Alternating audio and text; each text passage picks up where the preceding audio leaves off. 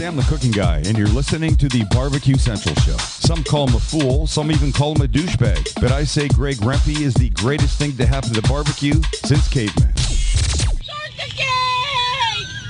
Let's go! We'll do it live. Okay. Well, do it live! I'll write it and we'll do it live! So to get that perfect barbecue, you use wood. Are you sure it's safe? Whatever. We put the lighter fluid on, strike the match, and... Oh! Should we call the fire department? That might be a good idea.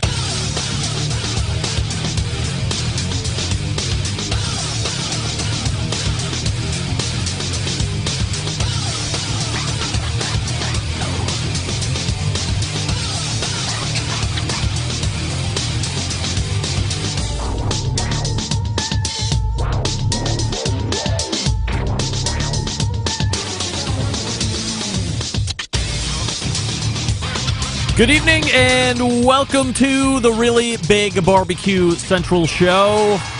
This is a show that talks about all things important in the world of barbecue and grilling, originating from the Rock and Roll Hall of Fame city of Cleveland, Ohio, the barbecue capital of the North Coast, and Bomb City, USA, if you didn't know.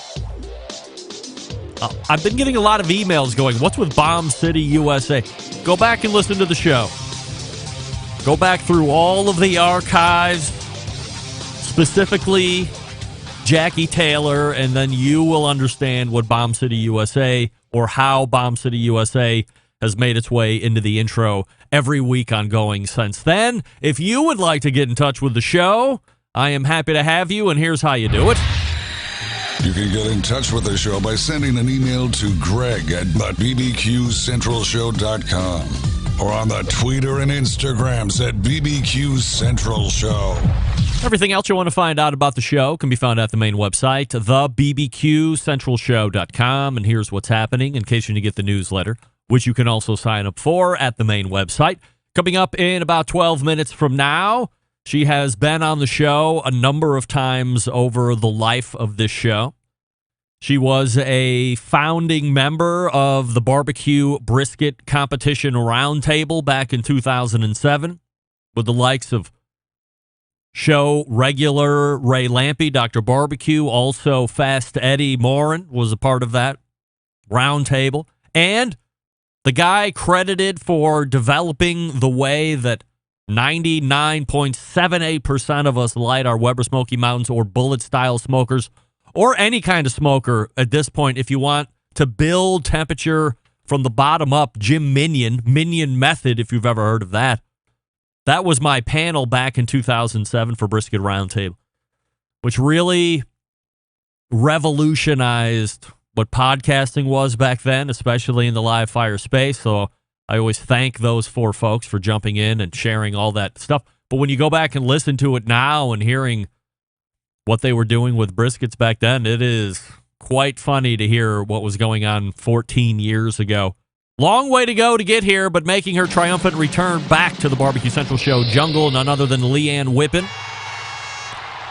Twice a Barbecue Hall of Fame finalists nominee, but not getting in yet, so we'll talk to her about that as well. And here we go. It is going to be a great first hour. Leanne taking up 14 and 35 past, or the balance of the first hour, as we like to say, and then we'll move to the second hour.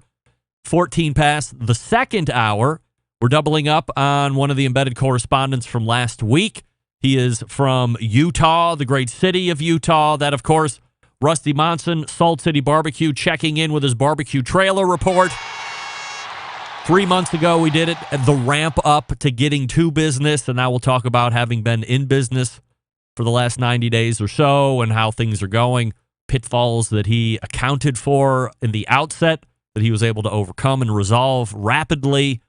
But what about things that sprang up that he didn't account for? How has he reacted to those? How has he been able to bring those to resolution? And how can you, as somebody who might be thinking about doing it next year or in years to come, avoiding the same pitfalls that Rusty's going through? Rusty, an open book, as we know, full of great information and anecdotes.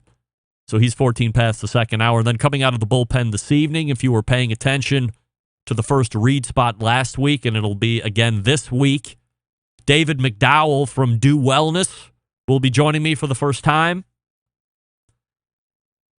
A lot of people emailed in and said, hey, is this real? Is this guy a barbecue guy, a friend of barbecue, but he's also a weight loss coach? I don't understand that. What's it all about? So I reached out to David and said, for as simple as I thought this sounded, maybe it's worthwhile to come on at the close of the show next week, learn a little bit more about you, and then, of course, more about what process and what availability you have, what a weight loss coach or a health coach does for somebody.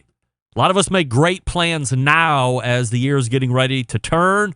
We're going to be healthy. We're going to be fit. We're going to stop being so fat. And then 3 weeks later, we're right back to being fat and we're depressed and it's cold out depending on where you live. And you're like, I'll get it next year. Well, we might have a solution here that could only cost you $2,600 for the year. Think about that. So that's how we're going to close out the show. Again, Ann Whippen, first hour, Rusty Monson, David McDowell, second hour, and your clubhouse calls and emails as you see fit. Don't forget you can follow me socially, Instagram, Twitter, TikTok, and Snapchat at BBQ Central Show for live video feeds of the show Tuesday nights from 9 to 11 p.m. Eastern. You can go to Facebook and Twitch/BBQ Central Show, also on YouTube /RD Rempe. And as I had just mentioned before, you can also get this show on Clubhouse audibly if you would like. I take questions through Clubhouse because it sounds much better than a regular cell phone. So if you would like to take in the show that way, or you would like to hear it after the fact, we're recording over there as well. It's a great time. So jump on Clubhouse if you can't get it in the normal ways, or just get it in a podcast like 99% of you do anyway. Follow up to last week's announcement of the crowdfunding, the $12,000 watch from JLC. For me, it's not going very well. What's going on? Isn't everybody anxious to prove crowdfunding right? You go on there, you put an amount up. I'm not even saying I just want the cash. This is a fine timepiece that you guys are going to be buying me that I'll wear on the show. It's going to be great. It'll be great mostly for me, but you can feel like you've really taken a part of this. We've really shown that crowdfunding can and will work. So hurry up and jump on over to that crowdfunding link that I can't think of right off the top, but it's on the show newsletter, and it might be in some show notes or something along these lines. And hurry up. I think Lance and Stover are still the only ones in. It's $40. I'm well short of $12,000. And by the way, as you heard last week, $6,000 gets you a read going into a interview segment all next year. $12,000, or the remainder of what's left, gets you a 2-minute, 30-second read, like the big reads that happen in the show. So a little more incentive for you to get me what I want. Does that sound straight? Does that sound fair? I think that sounds pretty good. Sounds like a deal. Listener feedback to the show last week, Bill in Chicago writing in, Greg, did you say that there is a weight loss guy sponsoring your show? I have been trying to figure out a way to lose weight for years and thought about doing something like this, kind of like an AA sponsor, but for fat guys. I'm definitely interested in this. Thanks for a great show, and hope you had a great Thanksgiving. Bill, I hope you had a great Thanksgiving. Hope you showed a little restraint during a big food holiday like Thanksgiving. One serving of turkey. Maybe you left out the mashed potatoes. Maybe you only had some corn. One slice of pie. Sans the whipped cream. Something along these lines. Maybe you didn't. Maybe you're like, hey, we're throwing 2021 in the crapper. We're going to start fresh in 2022. So, Bill, you're going to want to stay tuned because David is coming up at the close of the show. Nick in New Jersey writing in, did Rusty say, and I quote, tradition sucks?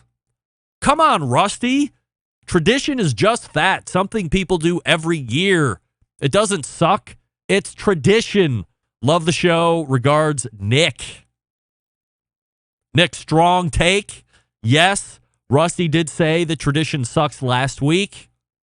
If you would like to rebut to that, coming up in the second hour, 14 past, I will allow him to do that. However, I will say this. Sometimes traditions do suck. Sometimes. Not all the time. But sometimes. John in North Carolina, Greg, did Rusty say that stuffing, quote, sucks ass? I spit my coffee out when I was listening to the replay this morning at the breakfast table. I fear Rusty has never had good stuffing. But I do agree that mashed potatoes are better than pretty much anything else on the side dish table. Love the show. Regards, Bill. Regards, John. John, thank you for writing in. And as evidence would show from my Thanksgiving table, which was just the immediate 5 plus my 2 in-laws, mashed potatoes ruled the day. We made 10 pounds of mashed potatoes. 10 pounds. I think we only had 3 pounds left. So there is quite a run on mashed potatoes in this house. Plus, my oldest is a huge mashed potato freak. She loves it. Jack in Indiana, we'll get to you next week if you're still relevant on the comments, but we got to make sure that we're keeping proper time here this evening. We are waiting for Ann Whippen, but while we wait, we'll talk to you about Do Wellness and David Leans. Did you know that people who set a goal 4 to 6 weeks before the new year between 3 to 10 times, yes, 10 times, more likely to achieve it? Be honest, how long has losing a few pounds been on your to-do list? Now, we're here because we love barbecue, and I know a lot of us have a habit of getting second and third servings because, well, it's delicious. But what effect has that and an activity level and or lifestyle that's not what it used to be had in long terms? Maybe you've heard of that thing called a dad bod, and you think that's in, but rest assured, there's nothing sexy about wearing your gluttony everywhere you go. Not to mention being overweight increases the risk for all types of mortality, including stroke, most cancers, coronary heart disease, sleep apnea, hypertension, osteoarthritis, mental illness such as clinical depression and anxiety. Changing decades-old food habits can mean the difference between you and unknown challenges for you and your family. Luckily, thanks to my new friend and friend of the show, backyard barbecue enthusiast and men's diet coach, David McDowell, you can eat barbecue all year round and still lose the fat. With David, you've got assistance around the clock. Just a text, an iMessage, a WhatsApp message, or email away. Available on FaceTime, Zoom, WhatsApp video.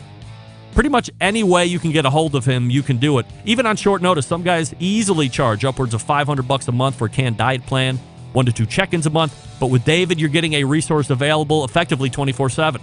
And for Cyber Monday week, he's offering a year for $500, not $500, not $400, not even $200. You can finally get permanent weight loss, unwanted fat coming off this year. $2,300 total. Do I have your attention, please? Again, it's a Cyber Monday week offer. It will not last all year long. It's his personal guarantee that if you are honest and make an effort, you'll succeed in losing fat. If not, he'll refund 100% of the investment. No questions asked. Interested? Hit the website David Leans, Leans, davidleans.com/BBQ to sign up. That's David Leans, BBQ.com to sign up. Come on, men, let's get rid of that fat. Next year. Cheap. Come on. All right, Ann Whippen is in the green room. We will get to her in just 1 second. Stick around. We'll be right back. You're listening to the #1 most downloaded barbecue and grilling podcast anywhere. The Barbecue Central Show.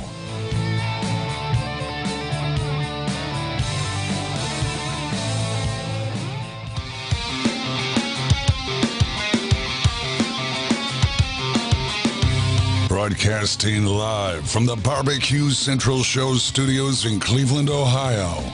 You're listening to the Barbecue Central Show. Once again, here's your host, Greg Rempe. All right, welcome back. This portion being brought to you by the creators of automatic pit temperature control technology, the Barbecue Guru. They also sell ceramic cookers with built-in power draft fans, accessories to make your barbecue and grilling life easier.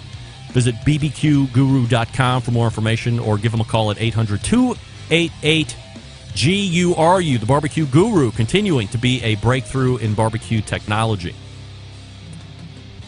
All right, my next guest really needs no introduction at all. If you are a longtime fan of this show, especially on competition roundtables as they used to be, The one that continues to be repeated back to me time and time again was the original competition roundtable. She was a part of that. We race to the hotline and welcome back friend of the show, Ann Whippen. Hey, Ann. Ann, I don't have you for some reason. Are you on mute?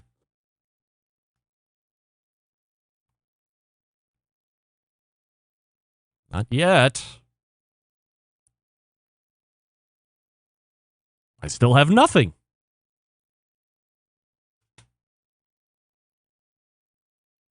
Can you hear me?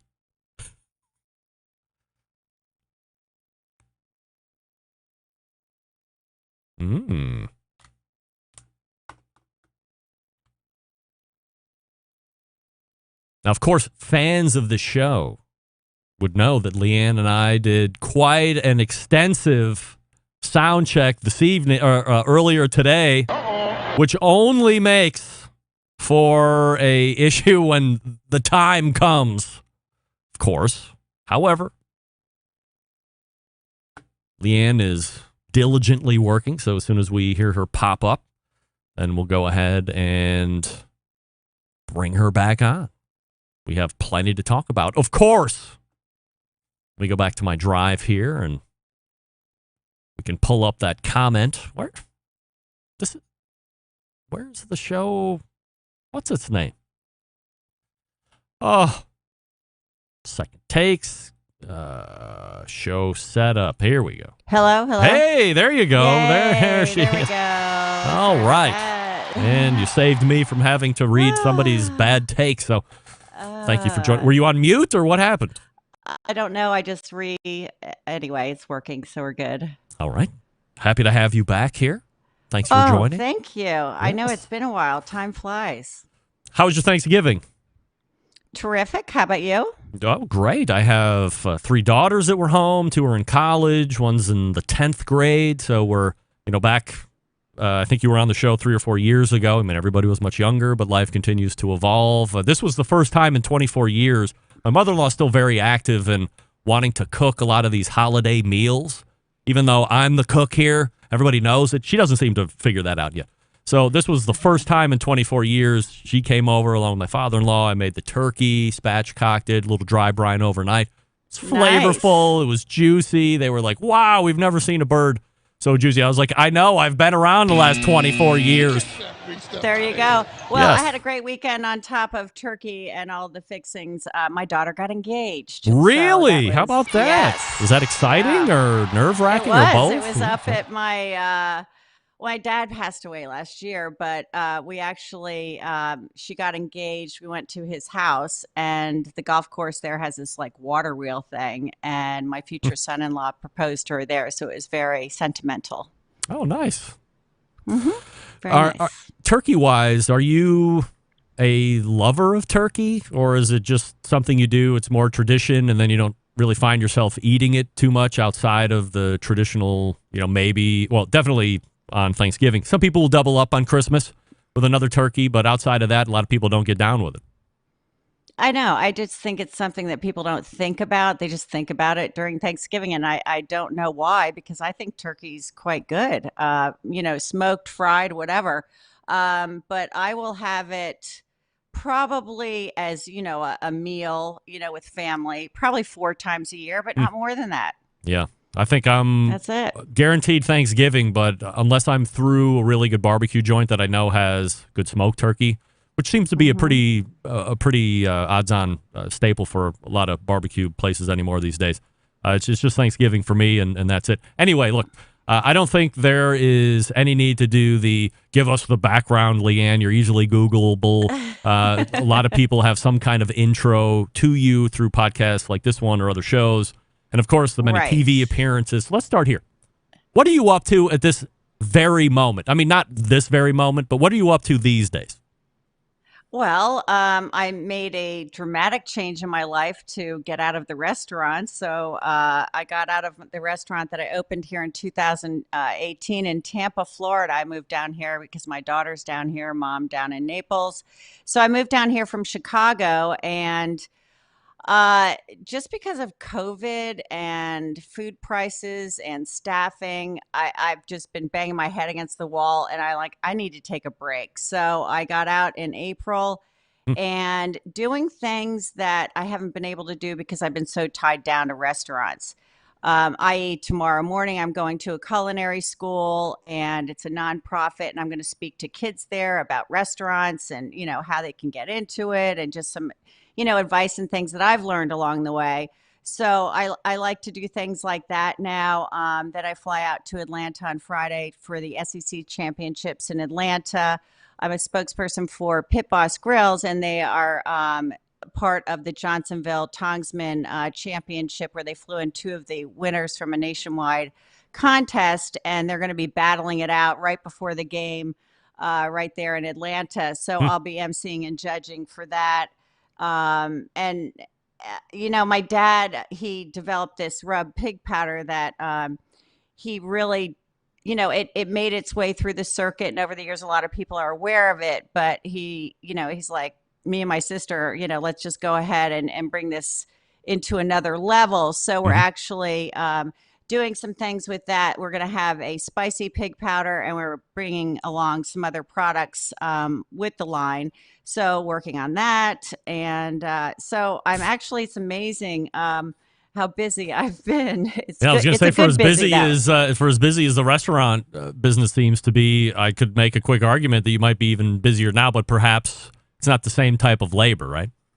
No, it's a different kind of busy, and I like it because it's kind of it's not, working the line, working the smoker, and dealing with call-offs at the restaurant and just all the stress that comes along with it. It's a little bit more relaxing, you might say. So ever since I've known of you and had the privilege of having you on the show, whether it's been in panel form or just one-on-one interviews, you've always been tied into some type of barbecue catering business. Originally when we first did our podcast interview, you were Wood Chicks and Wood Chicks Catering, and then you went on to Chicago Q out there in Chicago, as you had mentioned, and then the latest venture was there, the Devil Pig there in Tampa. So has it always been in your blood just to be in the restaurant game? Is that something that you always wanted to do? Food and beverage for sure. I mean, but prior to the whole barbecue thing, I was in the hotel industry for 15 years, doing basically catering manager type things. So I was always around food and beverage, but I learned the business, and that's what you really have to do. You can't think, oh, I'm good at barbecue and I'll be able to sell barbecue. You have to know the business. So I had that foundation before I took the step to open my first restaurant. I did try, I love to compete. So when I was competing, I used to do a lot of vending, and that can be tough because you're at the mercy of the weather and the attendance and everything else. So it wasn't a guaranteed, dollars, coming into your bank account. So that's why I decided to do the restaurant thing. And then it just kind of snowballed, and I just kept going with it and really enjoy it, actually. How did Chicago Q come about? Bring us back to that time and what it was like when you got there, and then ultimately when you left. How did that whole thing go down? Yeah, so I started at Wood Chicks Barbecue. The first one I opened was in 2004. Then I opened up a second location in Chesapeake, Virginia, same town, in 2006, and then a third one in 2008. And it progressively grew and, ended up with a freestanding restaurant. And then I was approached in 2010 to go to Chicago by a person there who owned property and wanted to open up a barbecue restaurant. And he had seen me on TV, and he really, the design of the restaurant was extremely high end, which made me nervous because a lot of people are looking for dives when it comes to barbecue. So a high end was a little bit of a challenge, also being a female, but I had, some credibility. And so I really wanted to take the plunge, not only to go to Chicago because I love cities and Chicago's a great city. Oh, yeah.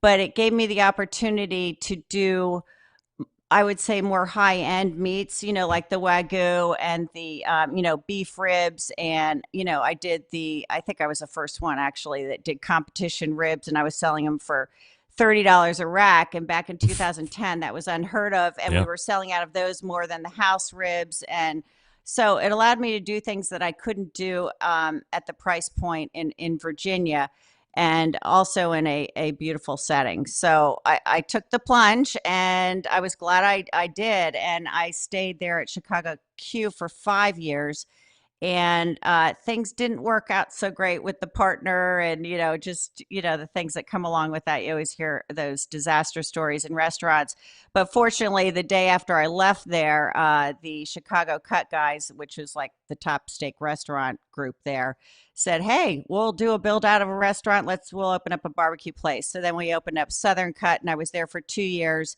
And then I left, as I said, in right at the beginning of 2018 for family reasons. And, my daughter was having a baby. And so I just said, I need to be closer to her. So that's why I left, and on great terms with them, actually, and still stay in touch. When you're at Chicago Q and you, as you say, make the plunge to go in there, it's very fine dining barbecues. You said that kind of seems almost counterintuitive that you're going to go somewhere on a white tablecloth and then be served what is in essence typically messy food. You're going to be eating with your hands. Is the only other one that comes to my mind, and I don't even know if it's even in the same realm, is like Jack Stack in Kansas City. Is that kind of like a fine dining barbecue? But it's a little bit more elevated. But this was really, I mean, we had the top bourbon selection. We were into really nice fine wines. Like, people would come in and order barbecue, and they'd order, $100, $200 bottle of wine and wouldn't blink an eye. A lot of it had to do with the location. We were in the Gold Coast section of Chicago, and people were willing to pay the price because of the neighborhood that we were in.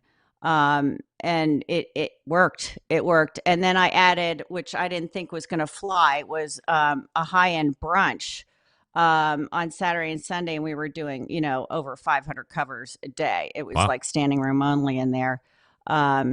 So, and it worked. I mean, just everything really flowed well, and it was being at the right place at the right time, I guess. And so it was a great experience, and no regrets at all. When you get down to Florida, as you said, you're going down there for family reason, but then were you also going down and you had deviled pig in the pocket, or were you down in Florida and then deviled pig opportunity avails itself to you and you take advantage of that? I knew a gentleman down here who I'd done some barbecue events with around the country, including some KCBS. I did the World Food Championships in Vegas.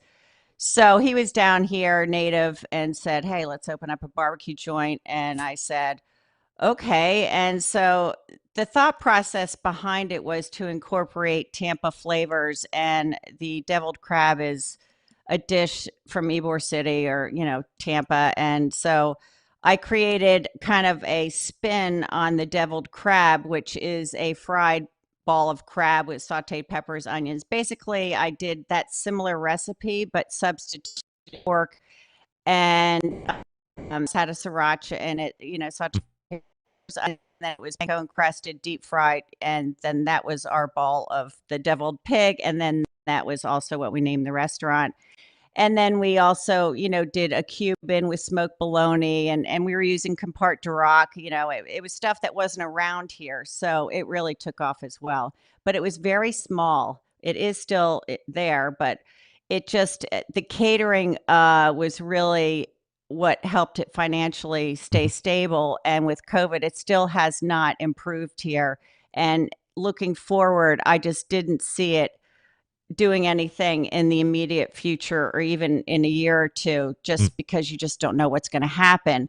And I get kind of antsy, and I got to move. So that's why I decided to get out. And it was very risky for me because I really have a plan. And fortunately, the Pit Boss, opportunity came along to be a brand ambassador, which I never really did in the past. I had opportunities and I turned them down because I was kind of like, if it's a sauce or whatever, you might like it at the moment, but then you might not like another sauce along the way better, and you're pushing a brand that you don't think you like as much as something else. So I always thought it was, I wasn't sure, but the Pit Boss thing really, I was intrigued with all of the things that they have down the road. It isn't just like the pellet cooker. They're coming out with other things, which to me was very exciting. And I like the quality and the fact that it's family owned and operated. There was just a lot of pluses, and it seemed to be the right time. And I've been extremely pleased working with them, and it's been a great experience so far. So you signed that deal mid-August this year, I believe. Yeah. And, you know, back when we were originally talking, I think a lot of people were dumping on pellet cookers, and fast forward to where we are here in 2021, the last 5, 6, 7 years, popularity of pellet cookers has taken off for any number of reasons. Probably the most popular reason is I don't have to learn fire management. Now, you and me could probably go off on a tangent about why you want that fire management piece, and then also get a pellet cooker and also get a charcoal cooker and all this other stuff, but we're kind of fire maniacs like that. Do you think that the popularity of the pellet cooker is because of that ease, and it allows a complete removal of a real big apprehension on most backyard cooks? Yeah, absolutely. I mean, it's you can achieve good smoked barbecue. I mean, even when you get home from work, you can just like push the button and fire it up, and it is already ready to go in 10 minutes. Whereas you don't have to mind a fire, you know, and all those things and time that goes along with it. So you can have smoked food, you know, quickly.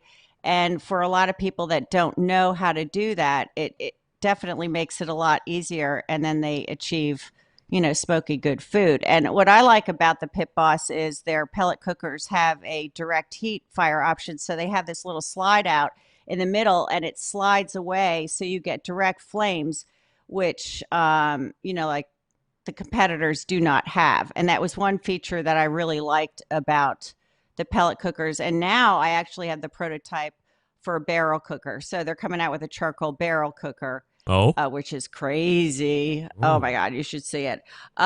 So, you know, as I said, just all the things they have lined up. They just came out with a fire pit that is made with pellets, or, you know, fired up with pellets. So it's constant innovation. Leann Whippen joining us here on the show. Leann, do you have a website? Or you just have the Facebook page? No, I'm actually working on that. I just have Facebook, Instagram, and I did do a few videos on YouTube, and I have a Twitter account, but the website's being built now. I'm also possibly there's another culinary chef who I might be working with, and we might be doing some, you know, catering starting in January. So I'm working on that as well. So that's another reason for the website, and hopefully have that up, you know, by the beginning of January. So I'll have my schedule on there, you know, if we're going to do this catering thing and just everything that's going on. And what, you know, because I want to do like special events or private, you know, pitmaster things, and considering classes, you know, now that I'm able to get away from the restaurant to do these things, it's nice. So that's why I need to have a website. Is it going to be leannwhippen.com? Because I checked earlier today and it's available. I almost bought it. Yeah, Leann Whippen BBQ, I think, is what I've secured at this point. Well, and grab leannwhippen.com. Hurry. Yeah. Actually, I think when I looked at that, it wasn't there or something. I don't know. But yeah, so I hopefully by January it'll be up and running. All right, can I put you on standby just for a couple minutes, and then we'll come back. We'll talk about barbecue TV and maybe a little bit more about this pig powder and so on. All right, stand by. We're talking with Leann Whippen right here, who is taking on all events at this point. Busy with the restaurant now, perhaps even busier, but doing things that she likes and on her terms, which is great. I'll talk to you quickly about Primo Grills. That's right. Why do we love ceramic cookers? We love that they are fuel efficient, of course. We love that they can achieve low and slow temperatures for traditional barbecue meat. We love that they can get rip-roaring hot to do high-temperature grilling of steaks and other thin cuts. But what's missing in the everyday lineup of ceramic cookers? The real ability to do true two-zone cooking. Two-zone cooking, very important to both professionals and backyard cooks alike. It's the best way to manage a fire and cook with confidence. However, getting a two-zone fire in a round ceramic cooker, not very realistic. Why? Because it's round. Enter Primo and their game-changing oval design, the shape that gives you the ability to execute the two-zone setup that you desire. It also gives you the other ceramic grill benefits as well. Really, when you break it down, there's like 60 different ways to configure the Primo cooker, so you're only limited by your culinary imagination. We know all of the improvements that have been made to Primo over the course of this year, the lift hinge, the air dampers top and bottom, and as Nick Bauer said a couple weeks ago, now they are stacking dealers with the pizza oven accessory, with the half drip pan, with the rib ring that can also hold the whole chicken in the middle of it. So they're going to be dialed in with the accessories. Make sure that you are hitting up primogrill.com to find a dealer near you and seeing what their accessibility, all of these cool accessories are. Here's the bottom line. Best ceramics in the biz, yes. Patented technology, of course. True two-zone cooking capabilities, multiple sizes, yes and yes. And if you have to have a round one, they have those too. But really, consider the oval for Pete's sake. Be a trendsetter in the neighborhood. Don't be like every other round ceramic cooker guy or gal out there in your neighborhood. Visit primogrill.com. Find a dealer near you. Check them out. You can also find them on Facebook and Instagram. Who's ready for a Primo? I'm ready for a Primo. Primogrill.com. That's primogrill.com. We're back with more Ann Whippen right after this. Stick around. We'll be right back.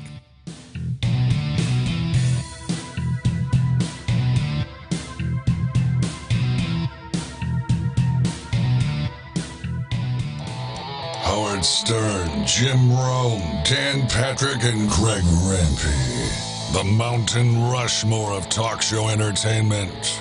Now, let's get back to the Barbecue Central Show. And this portion being brought to you by cookinpellets.com, your number one source for quality wood pellets for all of your pellet-driven cookers. Visit cookinpellets.com, see what all the flavors they have, some other things that might amp up your smoke game. It's cookinpellets.com. CB and the gang over there, keeping you supplied with everything that you need. And we're rejoined by Ann Whippen. All right, Leanne, so let's talk about TV and how really at every turn, aside from maybe one or two shows on television, and I can only maybe think of one, which was that most recent Netflix show, not the competition one, which I didn't really care for, but the that documentary of Rodney Scott and Tootsie and Leonard Hasty over there in Australia. You've been on every barbecue show, it seems, ever since the beginning of barbecue shows, which I think a lot of people think that was what people would say season one of Barbecue Pitmasters, where you and Myron and Tuffy and Harry Sue, they were all like traveling around and everybody was kind of keeping tabs on them. And then it all changed, after that. But there was maybe 2 or 3 iterations even before that. Chris Lilly, Brainchild, John Marcus bringing it to fruition through like OLN or these cable channels nobody's ever heard of. So Versus Network, yes, that's right. Yeah, Versus. That was a great show. That was before its time. The Kingsford Barbecue Championship Series. That was out in Reno.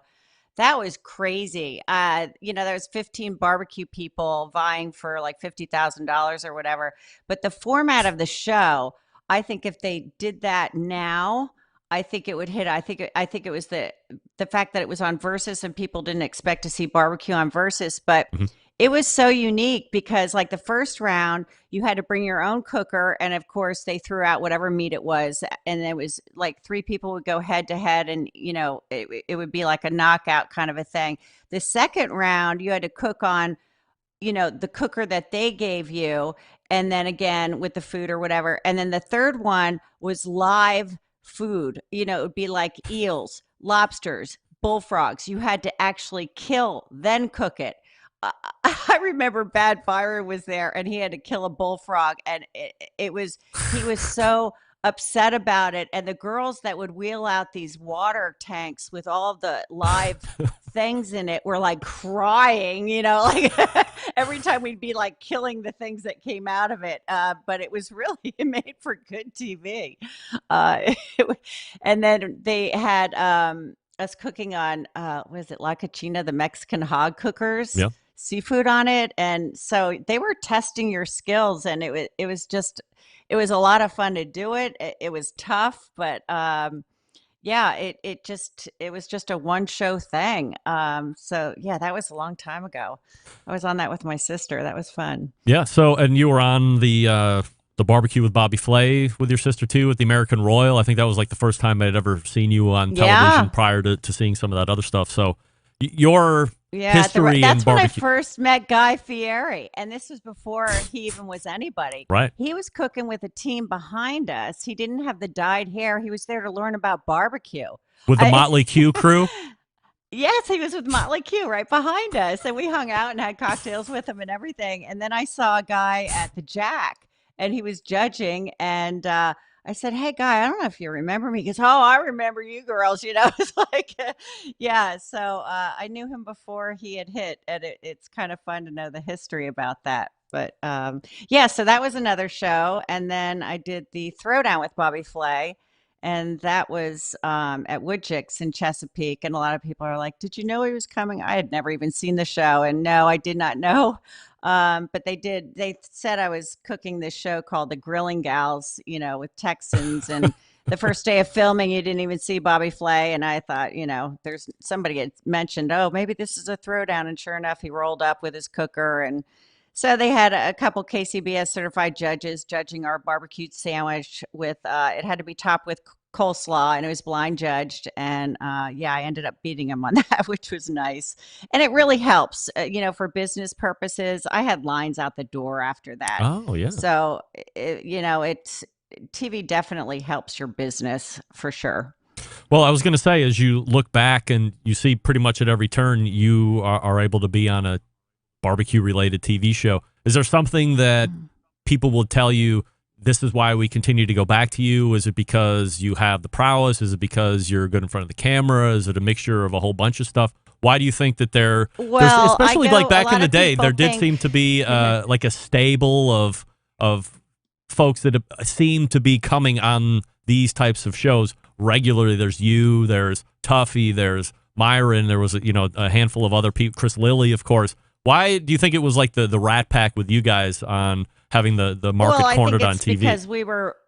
I think it's because we were winning, first of all. And the reason I got even a call from, for the Throwdown was that Food Network contacted me because I did really well in Bel Air, Maryland, and they got my name from the organizer up there. And so they said, "Send us a tape on how to cook a pork butt for dummies."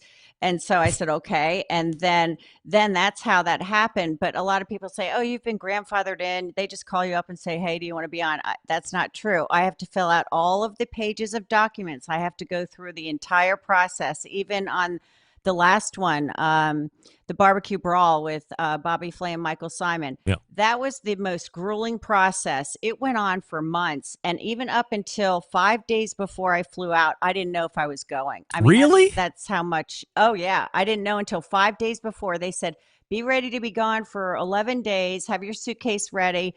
And I thought, well, this isn't happening. And sure enough, I'm not kidding. 5 days before I flew out there is when I found out I was going. What kind of life do these people think that you have? Like literally you have a go bag and you're just waiting to get a call and you have nothing else going on? You have to commit. They ask you in advance, "Are you able to be away for 11 days? Can you leave on this date?" And then they just keep you waiting. And if you commit and say you can do it, then you're on your merry way. Holy moly. So they could call you and you would be like, "Oh my God, it's only 5 days from shooting. I can't do it now. It's not enough lead time," and they move on to the next? That one was a little extreme. I did all the other Pitmaster shows, like the All-Stars, when I went with my daughter. We knew, a few weeks before, but still, wow. You got to be ready to drop everything and go. And that was tough having a restaurant, being able to do that. But you got to take a chance, I guess. And you also got to take a chance on being on TV and doing bad. Is that a fear? It can go both ways for you. Of course it's a fear. And they portray you personality-wise. You sign documents saying, they can really, it was just like The Professor, Tuffy. It was like everybody was kind of, they saw the way you were on camera, and then they kind of pushed you in that direction. Not that they, narrated it, but they saw the personality, and then they would kind of put a name on you, and good, bad, or indifferent, you had to accept it. So you are taking a risk. I think the biggest example of that is seeing Myron being cast as the heel, and he really kind of picked up on it. I think He was thriving in that kind of persona, and he was happy to do it on television. And then people would hear him coming on this show after he would win a Memphis in May, and he's humble, he's gracious, he's giving thanks to teammates and talking about the time he spends with people that are just coming up to see him. And they're like, is this the same guy that we see on the television? He seems like a complete a-hole and would be totally unapproachable, but in reality, he seems to be exactly the opposite. And I said, hey, this is just somebody he's playing on TV. Is there a portion of him that's probably like that to a degree? Sure. Is he gimmicking up because this is entertainment? Well, that's part of the whole TV thing, right? It's entertainment. Absolutely. And he is the most, when people ask me about pitmasters, they always ask me, is Myron really such a jerk? I'm like, no, he's like a big teddy bear. It's just part of the show. And, he's done extremely well. And no, kudos to him. Good for him. Good for Barbecue World. I mean, he hasn't done just, everything for himself. He's done a lot for us and the barbecue family and just barbecue in general. Some people may not like his personality, but a lot of people that didn't know about barbecue competitions and what it takes and everything, now we're able to see it on TV too. And he's entertaining. Come on. Yeah, I mean, well, that's it. If somebody else is spending money to put a production on, they're going to want some type of entertainment. He delivers in spades on that, no doubt about it. Let me ask you about the Barbecue Hall of Fame, because it's really been around a long time. It was this really weird online presence when Ray Basso and Hog-Eye Mike had it originally incepted, and then somehow exchanged hands into the American Royal taking it over and bringing it to where it is now, and it's evolved over the last handful of years since they've had control of it. You've been on the final list of 9 names the last 2 years in a row. How much would it mean if you get selected to go in, and where do you think the Barbecue Hall of Fame fits into the scope of anybody's awareness? It's one of those things that I know that it means a lot to me. A lot of people don't even know it exists. But when you look at the names that are on the list, there's a lot of history there. And I'm proud to be on the list because I've spent most of my life, in the barbecue world, not just competitions, but, I had 6 restaurants. I think I've done a lot for women. I do a lot of things for St. Jude, and I donate my time, and I think that from a well-rounded type of thing, that they recognize everyone in that area. Before, when they first started, I don't know, I'm sure you know all of this, but they used to have one person that would be inducted as far as being a celebrity, and then they had the restaurateur, and now they don't label those people. They make it more general so that I think it's better that way. So there's been some tweaking of it, which makes it, I think, more credible as well. But to me, it's just an honor to be nominated, especially when I see the other names on there. It's phenomenal. I mean, if I ever got inducted, I would, absolutely flip out. But, I do work hard, and it's just nice to be recognized. Let's talk about that pig powder for the last couple minutes of the interview, and I appreciate the time here this evening, Leanne. You had mentioned this is a creation that your dad had, and he was showing it around into the competition circuit. You and your sister are kind of taking it over, trying to bring it to that next level. So what are you doing to help bring it to that next level? So we do have a website, pigpowder.com, and we're, it's hard with just one product to move it along.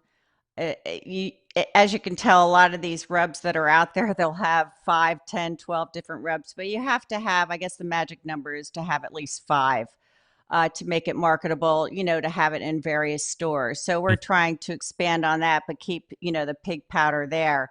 I mean, it's won best rub on the planet. It's won so many awards, and it still is a very, very good rub. And I used it on the barbecue brawl, and Bobby Flay talked about it. I did, in the throwdown, he talked about it, and that was years ago. and it's still an excellent rub. And I just feel like, my dad was more about the barbecue and, the camaraderie and, here, have a bottle of pig powder. But he wasn't like a real businessman when it came to that. So my sister and I are trying to move forward with that. Where do you see competition barbecue right now? When you look back in 2007, 2006, and even when you had originally gotten started in it, to where it is today, what do you like about evolution of the sport, and what do you don't like? Well, I know as a competitor, I used to judge at least once a year because you have to see, what's going on. I like to see other people's boxes, what the judges are saying about the food, how judging is going. There's been a lot of changes. You didn't have the same mirrored boxes turned in years ago. They were all very different. You still have the same categories, and I don't know. I just feel like the flavor profile, even, I was at the Jack judging. I just got back from the World Food Championships, and they're using the EAT scoring, which is execution, appearance, and taste. But they can garnish it any way they want. There's more creativity involved, which was kind of nice. I just feel like the flavor profile at the contests are so similar, unbelievably similar, that and it's a lot of the injections are overpowering the smoke. I like old school barbecue. I'm not saying it's bad barbecue. I know I'm going to get slammed for this, but I just really, it's so cookie cutter. You know what I mean?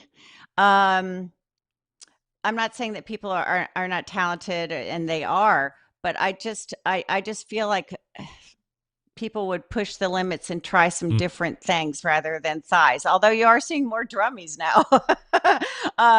But turn in some white meat just for, just see. I just would like to see that. Is there a time over the last handful of years that you would point to saying this is the year where everything changed and there didn't seem to be as much of a willingness from a pitmaster to get a little bit more outside of the box or to push the flavor profile to continue to evolve? And they said, hey, we need to stick within this box. It's way more expensive than it's ever been. We're traveling farther. We're spending more money on motorhomes and toy haulers and pits. We want to have a good chance to win, and being a little bit different might be more of a penalty than a advantageous thing to do. Well, it's so crazy because I remember when Trigg pulled up at my dad's contest in North Carolina, and he had the big RV. No one had RVs, and that was in like 2002. So it's evolved a lot. Now, like I was just judging, I just went to the Pig Jam or whatever it was it was 2 weekends ago. Everybody has RVs. It's almost if you don't have an RV, and everybody has their Wagyu briskets, and, people are cooking less and less product because it's so expensive. They're spending a lot more money for the product. And you have sponsors out there now, which you didn't have all the sponsors back in the day like you have today. I mean, occasionally back then you had like Smithfield or whatever, but you're seeing the same chicken sponsors. So a lot of the teams that do really well are getting those sponsorships. And so a lot of people are using the same products, and it's changed a lot from a sponsorship, just to overall living quarters, everything. I'm not saying it's bad. It's just, it's changed. It certainly has. We're talking with Ann Whippen. Go to pigpowder.com and check out that world famous pig powder. And is it available for sale? Can we buy it there immediately if we want? Yeah, you can buy it there immediately. They have it at the Kansas City barbecue store too. There are some other avenues, but I prefer you go to pigpowder.com. Yes, of course. We'll go to pigpowder.com. I ship it out personally. Yeah. So we'll do that. And I mean, this has been such a treat for me to get caught up with you, and you've been so important to this show and over the show's life, and getting to speak with you again this evening has been a real treat. So I won't one let. Thing Yes. I do want to mention one thing All because right. I sound like a Debbie Downer when it comes to competition. I will say I love how the cookers have evolved. Like A lot of people are cooking on barrel cookers now, which I Yeah. love. They get really smoky and it, it might be cooking faster. So I'm seeing more fun in cookers than I am in the food, if that makes sense. I think I'm gonna do it right now. I'm gonna make a prediction. Usually I say that until the end of next month. But I think you will find that 2022 might be the return to fun in competition barbecue. And I'm not talking outside school here, but I think there's going to be a big push to bring the fun back, and I think everybody's going to like that. Love it. Yeah. I would love to see that. Leanne, really appreciate the time. Again, thanks so much for doing it. Thank you so much for having me. It was a pleasure. You got it. There she is, Leanne Whippen, right there. Legend, barbecue legend. How is she not in the Hall of Fame? Get that big stuff out of here. Fine. I will make sure that I write the sales pitch that gets Leanne in. Nobody else seems to be able to do it, so I'm going to go ahead and do it. And then she'll be on later next year to talk about getting into the class of 2022. All right. Thanks again to Leanne Whippen for joining me. Pigpowder.com. Go there right now. She said she ships it out personally. Tell her the show sent you. I will talk to you quickly about Yoder Smokers before we wrap the first hour. Designing and building all of their products right here in the States and building pride through craftsmanship and world-class customer service. That's the backbone of how they've built the company. This approach translates into what can be a truly bespoke style product that elevates gatherings with friends and family. And they're honored to have a trusted place in the backyards of America. From pellet grills to wood-fired offset pits and charcoal cookers, consistent blue ribbon flavor has become synonymous with the Yoder Smokers name. Make no mistake, Yoder Smokers flavor-driven design is unique to each style of pit, and the team has developed their cookers to perform time and time again while outlasting the competition for generations to come. It's this generational thought that is rooted in their handmade products and defines the integrity of the core values, American-made quality, and endless flavor, the benchmarks of Yoder Smokers. Visit yodersmokers.com and grab yours today. I was on the phone with Tate from Yoder Smokers trying to get their CEO dialed in finally, but looks like it's going to be January, February of next year. So hang with me a little bit longer. I continue to effort Yoder Smokers. They're just very busy. Yodersmokers.com. That's yodersmokers.com. We're back to wrap the first hour right after this. Stick around. Be right back.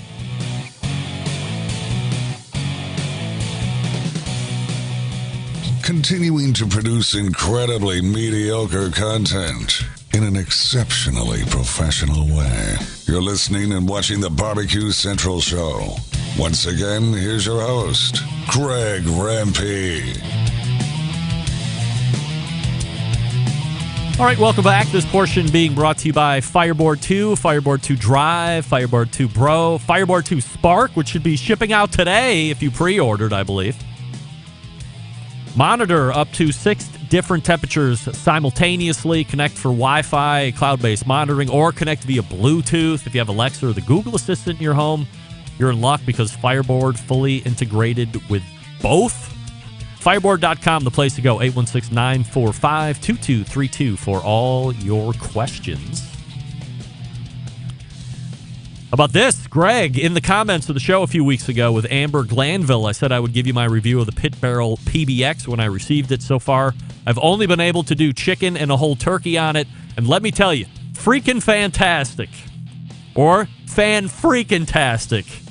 I will never cook chicken or turkey on anything else ever again. That is a declarative statement. And I say this with peace and love. Peace and love. Peace and love. I bet it would even make a Bubba burger taste good. What do you mean taste good? You mean taste better. I think that's what you mean. Thank you, Chris, for writing it. By the way, I got your horse meat potato chip email, and I'm sure it will not surprise you, Chris, but I'm already on top of that weeks in advance. We have some coming. I'm going to have Bill Oakley back on the show. We're going to do a live tasting of the horse meat potato chips. It's going to be insane. You got to stick around for that. Okay, we thank once again Leanne Whippen. Not Andrew, you are not with Devil Pig anymore in Tampa. pigpowder.com is the place to go to pick up her dad's pork rub, which Bobby Flay raved about. According to Leanne, there's no reason to discount that. And tell her the show sent you if you're going to get some. All right, Refresh Libations. We are pointing to the second hour. Your phone calls and emails if you see fit. Jump in on Clubhouse, too, if you would like. You're listening and watching the Barbecue Central Show right here on the Barbecue Central Network. You're listening to the #1 most downloaded barbecue and grilling podcast anywhere. The Barbecue Central Show.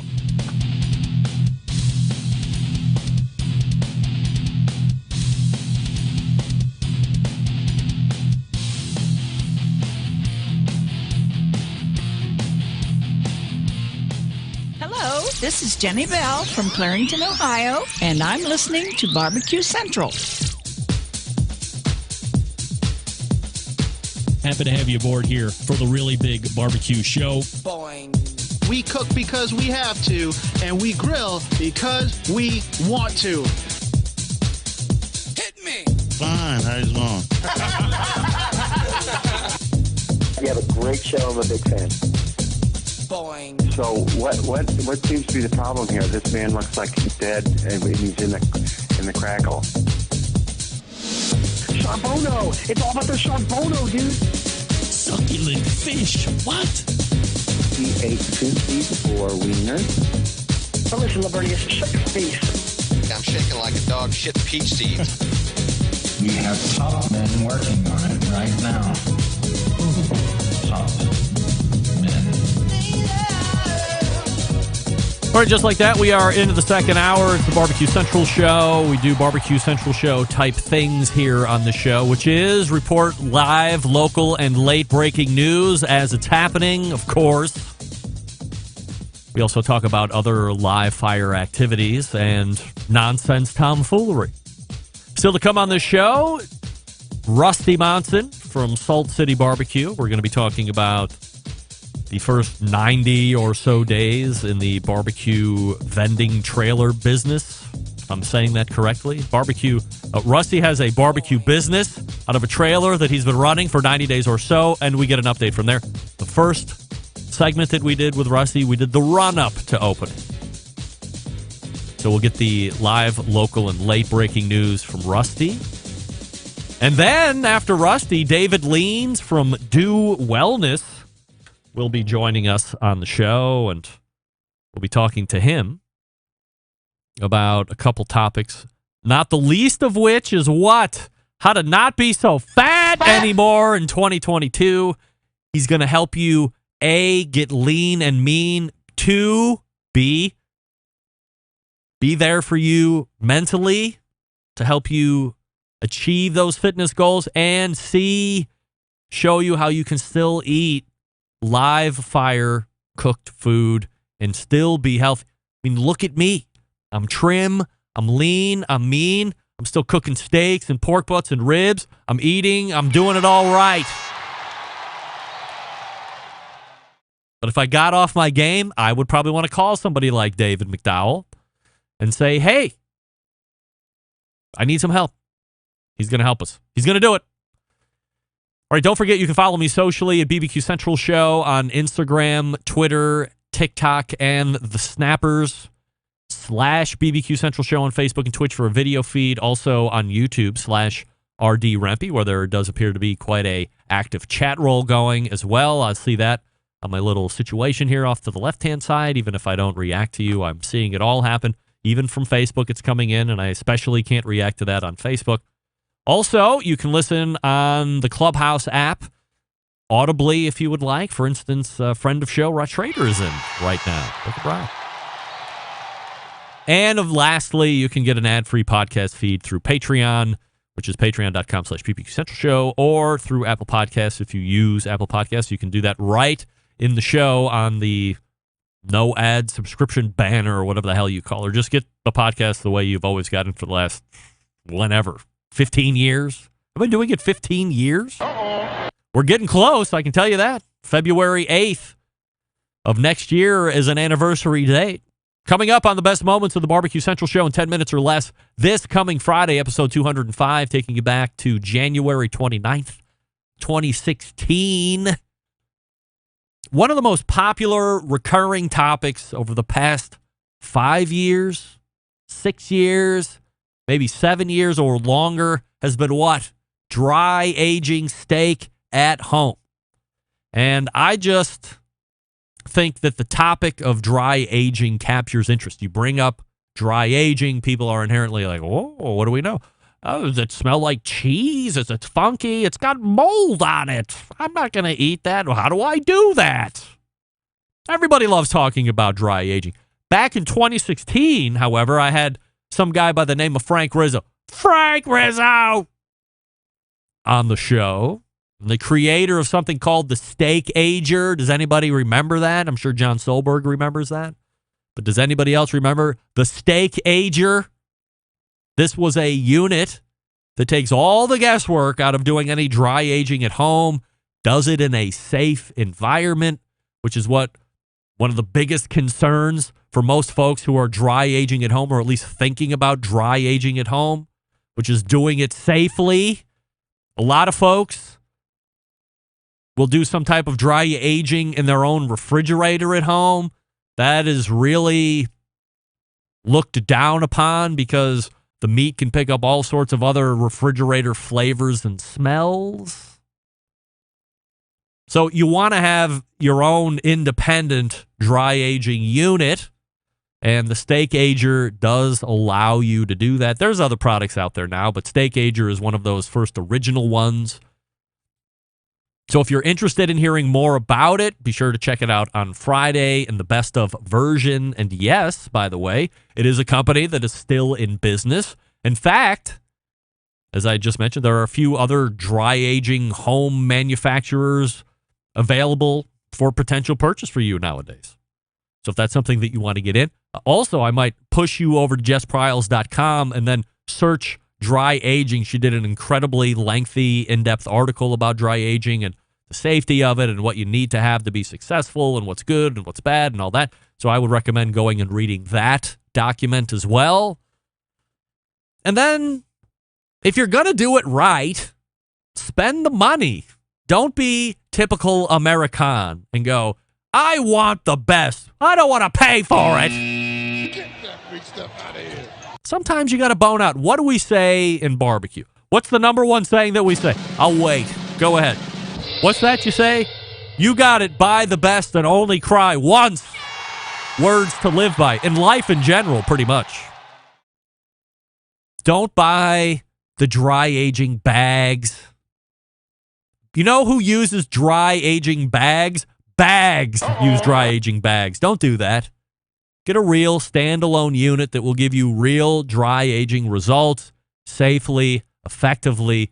But remember, you have to buy the subprimes, and then what do you have to do with dry aging? You got to wait. Who wants to do that? A minimum of 28 days, and I would say at least 45. At least. If I had my own dry ager at home, my subprimals would be going in for 60 days minimum. That's 2 months from when you start. That's a long time to wait. So if you're going to do it, hurry up, because every day you wait to start dry aging is another day longer you got to wait for that shit to get dry aged. Don't forget, if you want to hear a guest or segment again that has been on this show and perhaps lost in the archives, email John Solberg and let him know what you would like to hear. JON@thebbqcentralshow.com. Any details that you can give him specifically will make his job easier in bringing something to you, but what can I tell you? John Dawson weighing in on the dry age bit. Just buy it dry aged. Of course. But John, you know Americans, we love to do shit on our own. We love to brew our own beer in the basement.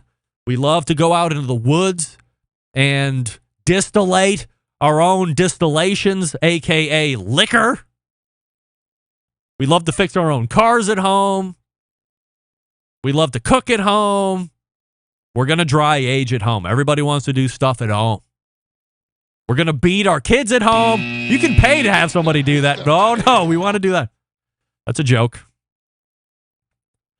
Well, folks, I am happy to report to you before we get to Rusty Monson that crisis has been averted over the Thanksgiving week. Whew! Saturday night, my parents were up from Florida, took us out to a fine seafood restaurant on the west side of Cleveland, because as we all know, if you're from Cleveland, the west side is the best side. To a Pier W around 5:30 that evening. I let our cat Chewy out. He's a 50-50 cat. Perhaps he's even more 70-30. 70% outdoors, 30% inside. Inside mostly for sleeping during the day and eating, and then he's back outside. Saturday evening came and went. Sunday all day and night came and went. No Chewy. Well, it's snowing. It's also cold. All the girls were home from college, plus the one that just is here from high school. Freaking out starts to occur. Where's Chewy? Who let him out? Blame looks like it might start getting placed around here on me because I let him out. But why wouldn't I? I've let him out many times. And then my wife said, hey, well, by the way, I did a huge grid search in the pond area across the street, thinking I was going to be finding a dead cat. Thinking I was going to be finding a dead cat, then I would be down to 3 cats, heading in the right direction. And I had given up hope, figuring at some point either a hawk took it or a boar ate it. And Bobby was relentless. Where's my cat? My wife said, just go start dragging the Facebook Lost Your Pet forums. 5 minutes later, she's like, I found Chewy. Found Chewy. This lady's got him. I got in touch with the lady. We verified, cross-checked, and double whatevered. Made the 5-minute trip down the road. And wouldn't you know? Alive and well. Get that big stuff out of here. And no, that's not the cast that pisses over everything. I mean, what's the difference? But thank goodness we found him alive. So happy. So happy. All right. Rusty Monson is geared up for another tremendous segment as I'm backing him up from last week. Before we get to him, I'll talk to you about Yukon Glory and the Yukon Glory Grill and Serve set. An absolute revolution when it comes to the landscape of grilling baskets, because I've always hated 2 things about using grilling baskets during my cook. 1, I have to wear some kind of heat-resistant glove to take the things off the cooker because they're hot. Number 2, it gets grease and oil all over my table or my counter or wherever I put it when I set it down to serve. Being someone who's known as a bit of a clean freak, that's not something I can really get down with. So what's a live fire cook to do? Enter a great product from Yukon Glory called the Grill and Serve set. Patented design fixes everything. The set includes 3 stainless steel grill baskets, which are moved by a clip-on handle that seamlessly grips from the interior of the basket for easy lifting and dropping. The set also has a large custom-fitted stainless steel serving tray to catch any drips and allows for a beautiful table presentation, but perhaps in my case, more importantly, gives you a clean table when everybody's done eating. Thank you, Yukon Glory.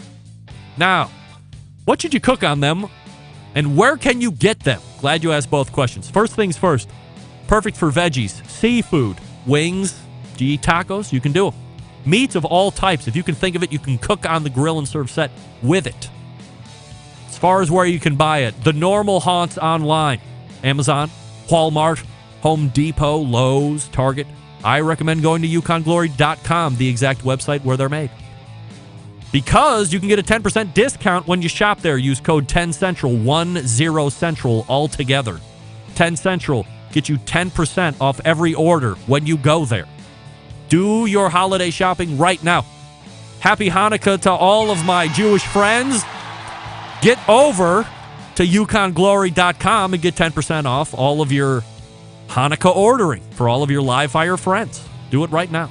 Follow them on the Facebooks and on the Instagrams at Yukon Glory. We're back with Rusty Monson right after this. Stick around. We'll be right back.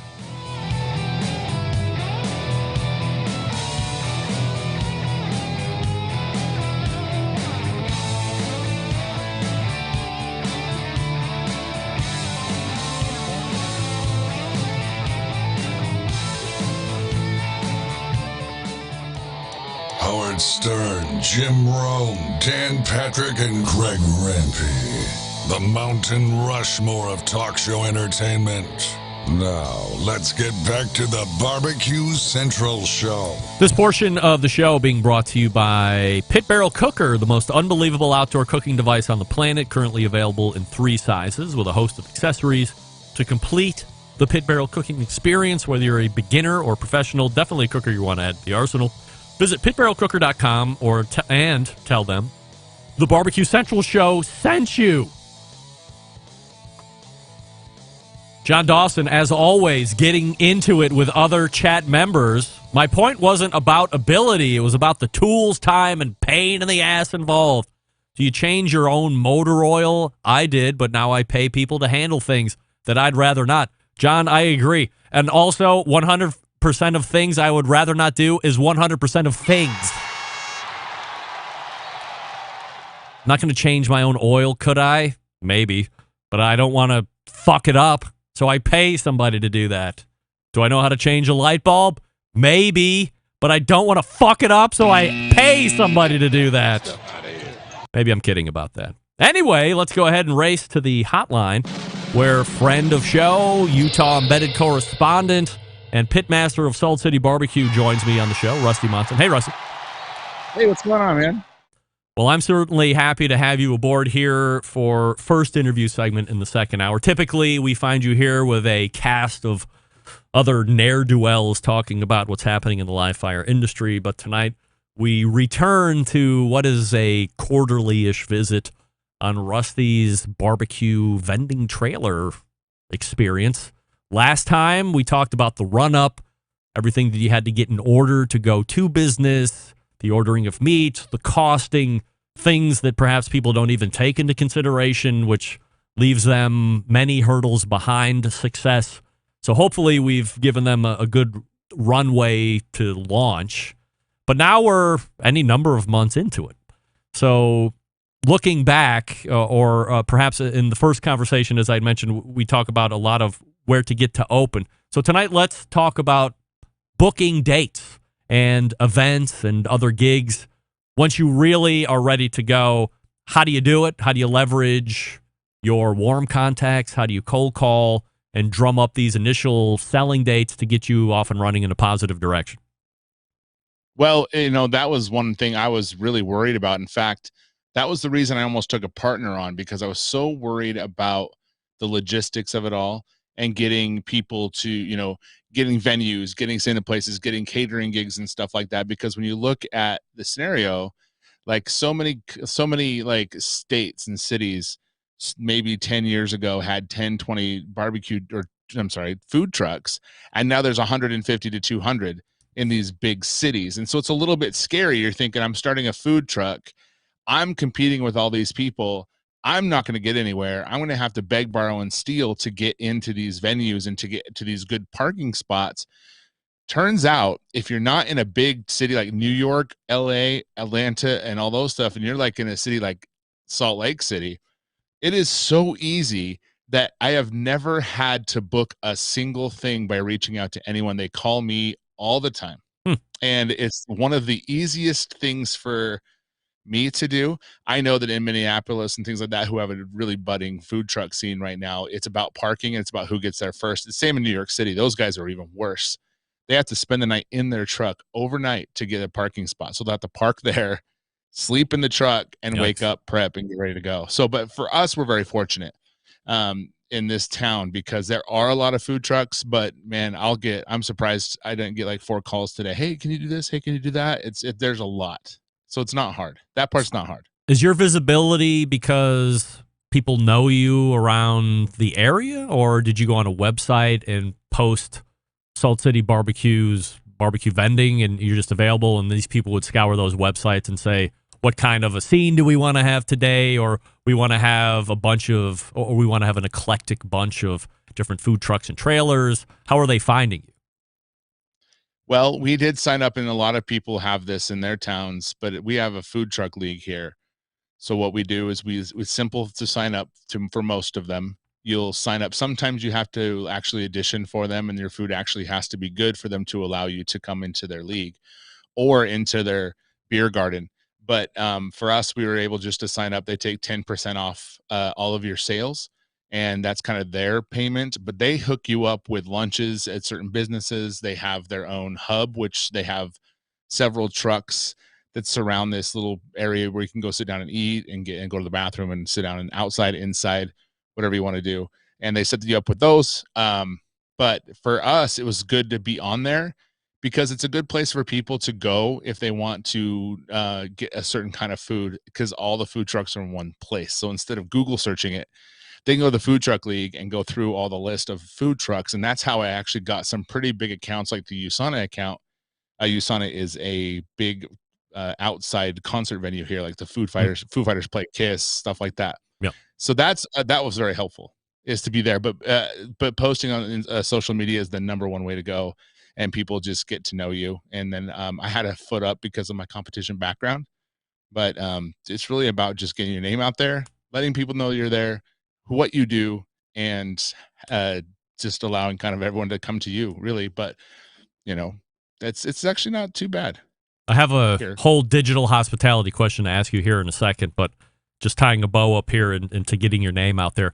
As you show up to these venues the first time, is it a quick gauge on your part to say, well, maybe today was a crappy day, but there's a vibe here where if it was just a little bit sunnier or the weather was just a little bit better, or if there was something going on a little bit cooler down the street, you would see a much better return for setting up, and you would mark that one down as a place to go again, versus somewhere where you can go and say, today's a loser, and I know every other time I'm going to get here is going to be a loser. Is it easy to tell what can be good and bad? Yeah, some of them you just know because you park out in the middle of their business, and regardless of what it is, it's just kind of slow. You never really know, so we kind of take what we can get right now. But it's like barbecue. You want to take you want to write down how you cooked your meat and how it turned out. It's the same thing. We write down where we went, how much we sold, how many people showed up, and so we know if we ever go back what to cook. And we do take into consideration the weather, which in Utah, as you know, it snows there in Cleveland. So you have to be able to know, and you can't just judge it based off of one, snowy day and no one came, because in the summertime, it might be a really good spot. That's the hardest part about it, man, is just knowing all those elements and preparing for it and trying not to overcook, but not undercooking, and just keeping tabs on stuff and try and go back to the same spots if you can that work well, and just kind of vetting those things. That's kind of the challenge right now. So I think that's where my biggest trying to get my head around this stuff. When somebody asks me, well, why wouldn't you go into opening a barbecue restaurant, or why wouldn't you do some kind of catering? My first thought, because of where I am, is, well, 7 months out of the year, the weather really blows, and 3 months out of the year, it's really good. And then there's like a 2-month maybe sweet spot, maybe a little bit in the spring, maybe a little bit in the fall when the weather's just dynamite. But it's the longer, colder time that would really freak me out. As you are looking at doing this through the year, are you looking at where you're setting up outside, but most of these people are just inside venues? It's a restaurant doing a pop-up, or it's an inside food truck hall thing. How is that working out? Right now, it's a lot of businesses because if you think about it, the cold actually kind of helps that. Because in the summertime, it's easy to hop in your car and with your friends and head, 4 or 5 miles down the street and get some food. But when it's cold, if you can just duck right outside, grab some food and run back in, that's really beneficial. So we're getting a ton of businesses lunches. That's kind of the big thing right now. And also we're getting a lot of hotels calling, saying if we could park our truck outside to do that. Because again, if you're in a hotel situation, you don't want to have to run out in the cold and get food when you can just run right outside and grab it. So there's certain ways and certain things that are actually getting more business, that might go away or not be as good in the summertime. So I thought December would be slow, work on the truck, work on some stuff, but it hasn't. We had one yesterday. We have one tomorrow. We have a huge one on Saturday. Just keeps trucking. I had to turn one down today and on Thursday. So. What have you game planned for as you originally started to roll out that you've found that you've had to face, and because you were ready to have a plan in action if it appeared, you were able to resolve it pretty quickly? Well, speaking of USANA, that's a huge concert venue. 18,000 people. I think it's 20,000 people that go to these. And so COVID happened. So they're calling out for food trucks to come and help out because they can't staff. So what we kind of did was step in, and we're inside the venue itself, and we kind of are offsetting that labor shortage so that they have something to eat. So they're kind of diverting their way from theirs and kind of coming to us. We do pay them a percentage. So randomly, we got an email from a guy who said he does that and he wants a barbecue place there. And we're saying, cool, let's do it. And I'm like, man, if this turns out to be something, this is going to be huge. So we're all pumped. And so I have this old truck that I bought, we were to do this, to pull the truck. And we had to actually drop the trailer off in USANA. So we had all that set up. And I'm driving back to go to Cisco to get some food, and my truck breaks down off the side of the road. And it won't start. And so we're waiting. We're doing that thing where, do we want to get the wife out because she's helping me on the truck that night? I'm a couple blocks from where I need to get the food from, and the truck's not starting. We wait. 30 minutes in, 40 minutes in, I'm like, you know what? Let's just call this. So I call a tow truck. My wife comes and gets all the food. She comes and picks me up. We go to the venue, and we're so badly wanting to impress these people, and they're really anxious, and we're already an hour late. Now, the concert hasn't started yet. So we go and get food, and we're sitting there. We're so nervous. We're getting everything ready, and we go to open it, and my wife's like, where's the cash register? I'm like, oh, my God, it's at home. We left it at home. It's like a 30-minute drive. You had to bring your own? Our own cat. Well, we're in our food truck. So we pull the food truck yeah. Itself. Yeah. So my wife hightails it back home. She's like doing crazy speed. She gets there.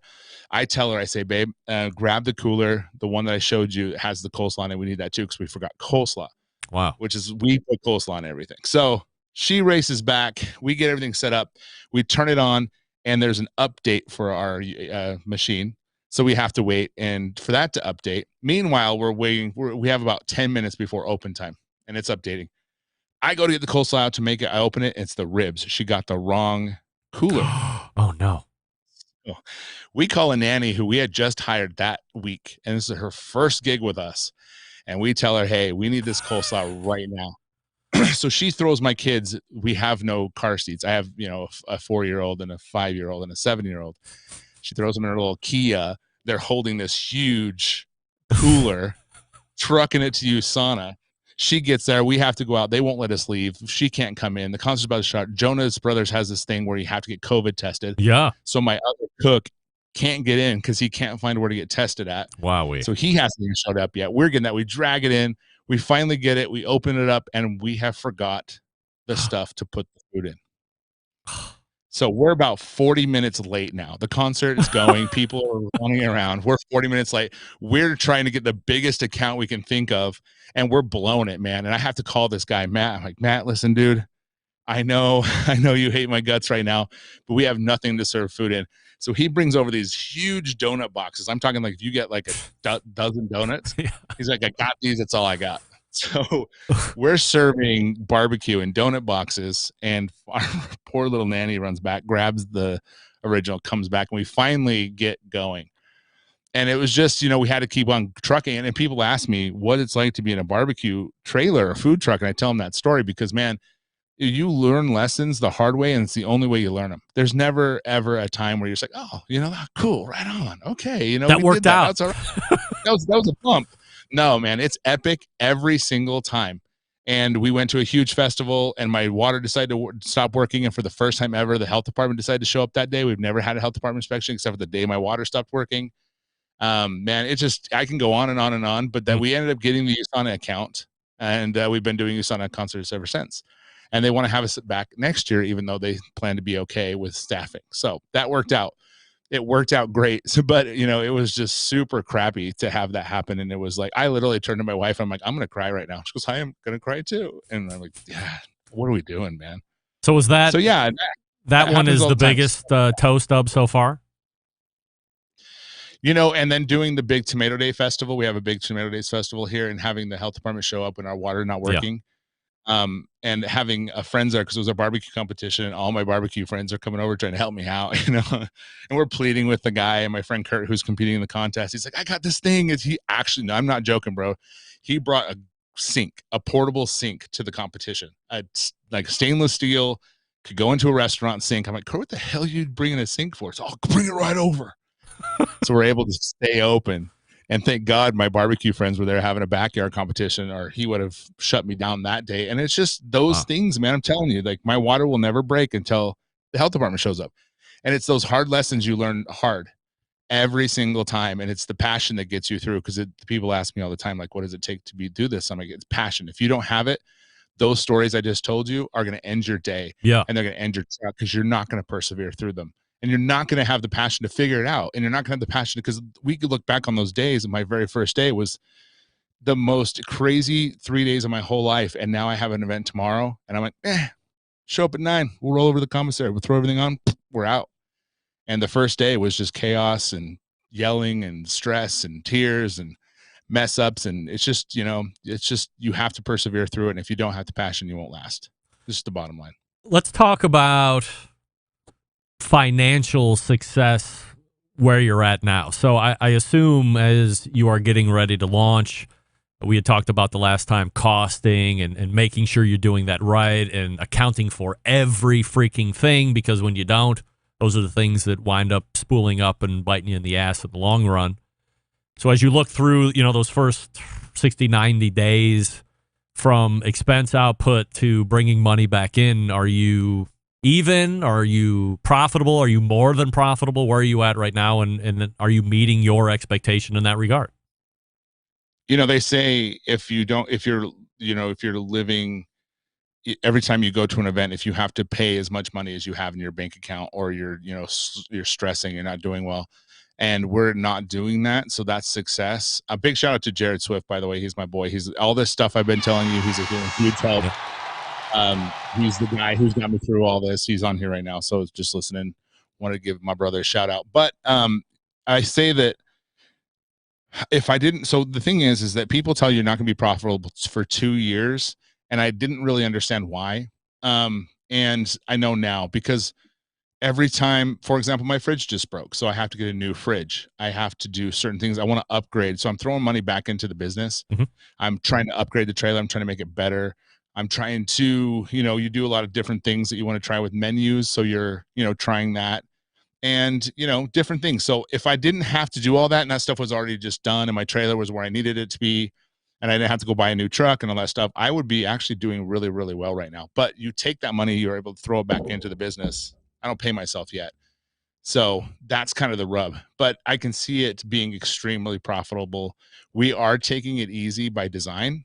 And so next year we're going to be balls to the wall. So I'm hoping to be very profitable in the next year. But right now, I wouldn't say we're profitable, but we're not.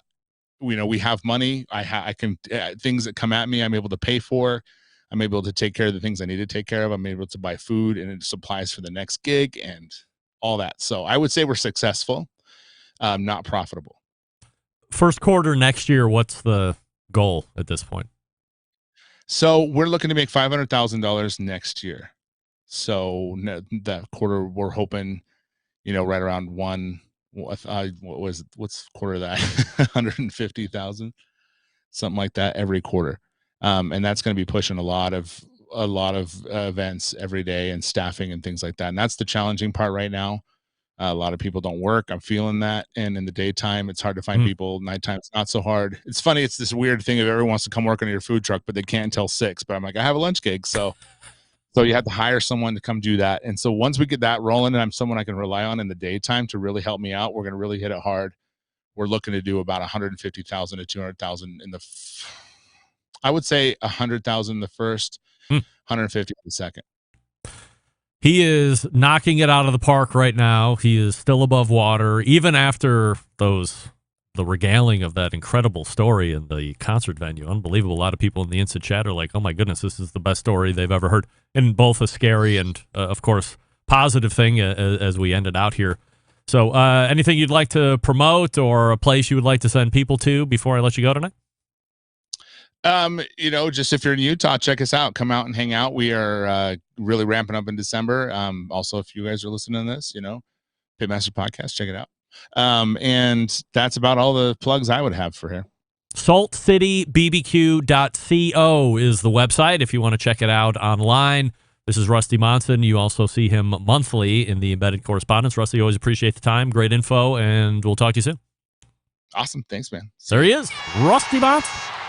Backing it up from last week, which I certainly appreciate. All right, we are getting ready to talk. Okay, what happened? Let's try it again. There we go. We're getting ready to talk to David McDowell. I see he's in the green room, but the camera's not working. I'm sure we'll figure that out in the next 2 minutes and 45 seconds. I'll talk to you quickly about who? Green Mountain Grills. That's right, some of the best pellet cookers out there on the market today. 2 different lines to choose from, a choice line, a prime line. What's the difference? Well, if you're somebody like me who doesn't necessarily need all the gadgetry, the Wi-Fi connectivity, the app use, internal meat probes, things like this, you want to save a couple $100, no problem. Choice lines for you. It's the Daniel Boone. Big enough. Not huge, but big enough to accommodate most families. You can cook a lot of food on that thing. Plus, pizza oven insert accessible, no doubt about it. Now, if you want to spend a couple extra $100, if you want more of a robust build on the chassis, peek-in windows on the main cooking chamber and cooking hopper, 2 internal meat probes. This one has Wi-Fi. This one you can work with an app if you want and do all sorts of cool stuff. Then the prime. So you have a peak and a ledge to choose from. Those also accommodate the pizza oven insert. So if you like high heat pizza grilling, pizza parties, get the pizza oven insert. Choice or prime line, you do get the pizza oven insert. And then if you're looking for something portable, the Trek is the one you want to check out. Fits in the back of trucks and vans and SUVs. Goes to all your football games, baseball games, basketball games, wherever you want to go and take a wood-fired pellet grill with you. The Trek is the one. GreenMountainGrills.com, only sold through dealers. Find one near you by visiting GreenMountainGrills.com. And then go to the dealer, check them out, get educated by the one that's right for you, and away you go. You will have success right off the bat. GreenMountainGrills.com. The website also has a lot of other accessories to complete the Green Mountain Grill cooking experience. That's GreenMountainGrill.com, GreenMountainGrills.com. We are back with David McDowell right after this. Stick around. We'll be right back. You're listening to the #1 most downloaded barbecue and grilling podcast anywhere. The Barbecue Central Show.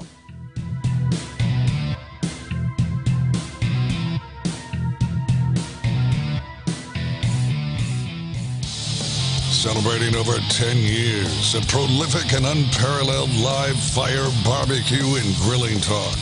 And yes, it's still being done from Cleveland, Ohio. You're listening to the Barbecue Central Show. This portion of the show being brought to you by Smithfield.